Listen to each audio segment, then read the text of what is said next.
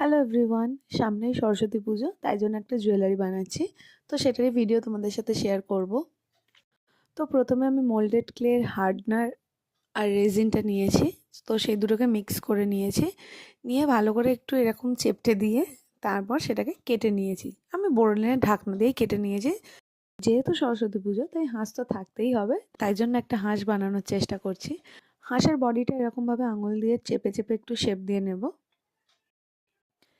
তারপর এর গলাটা বানানোর জন্য প্রথমে লম্বা করে নিয়েছি ক্লেটাকে, তারপর একটু এসের মতন বেঁকিয়ে দিতে হবে, দিয়ে আমি দুটোকে জুড়ে দিচ্ছি।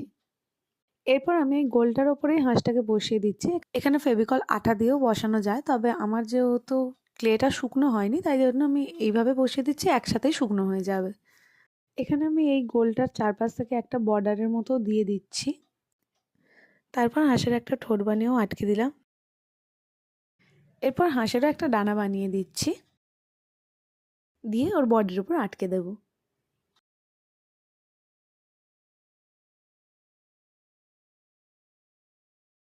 শুধু হাঁসটা একটু ফাঁকা ফাঁকা লাগছিল, তার জন্য ভাবলাম যে আর একটু কিছু করা যাক। তো অলরেডি আমি এর আগে দুটো ইয়াররিং বানিয়েছি ক্লে দিয়েই, সেই কারণে ওটার সাথে ম্যাচ করে ভাবলাম একটা ফুলই বানিয়ে দিই। ইয়াররিং বানানোর ভিডিওটা আমার শর্টসে আপলোড করা আছে, তোমরা চাইলে দেখে নিতে পারো। তো এরকমভাবে আমি একটা ফুলও বানিয়ে নিলাম। এরপর এটাকেও এর ওপর আটকে দেব।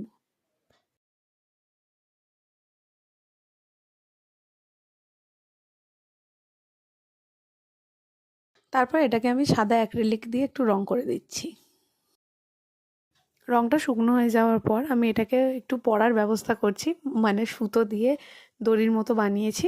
প্রথমে ওর উপর দিয়ে একটু ফেভিকল দিয়ে দিয়েছি, তারপর ক্লে দিয়েই এটাকে ভালো করে সিকিউর করেছি। আর এই দড়ির তলা থেকে আমি দুটো কড়িও লাগিয়ে দিয়েছি। প্রথমে আমি নীল কালার দিচ্ছি। প্রত্যেকটা জিনিস আলাদা আলাদা কালার করে নিয়েও কিন্তু সেগুলোকে এর উপর আটকানো যাবে, তাতে কিন্তু রং করতে বেশি সুবিধা, নয়তো এই জিনিসগুলো বসানোর পর খুব সাবধানে রং করতে হচ্ছে। এই সাইডের বর্ডারটা আমি একটু সবুজ রং করে দিচ্ছি। তারপর ইয়াররিংসের ম্যাচিং করে আমি ফুলটা কালার করছি। ফুলটাকে আমি সাদাই রাখছি, যেহেতু ফুল আর হাঁস দুটোই সাদা থাকবে, তাই এই দুটোর উপর থেকে আমি আরেকবার করে সাদা রংটা দিয়ে নিলাম। এরপর ফুলের মাঝখানটা হালকা একটু হলুদ হলুদ শেড দিয়ে দিলাম, আর সাইডগুলো একটু পিঙ্ক বর্ডার করে দিচ্ছি। হাঁসের ঠোঁটটা একটু কমলা কালার করে দিলাম, আর চোখটা কালো করে দেব।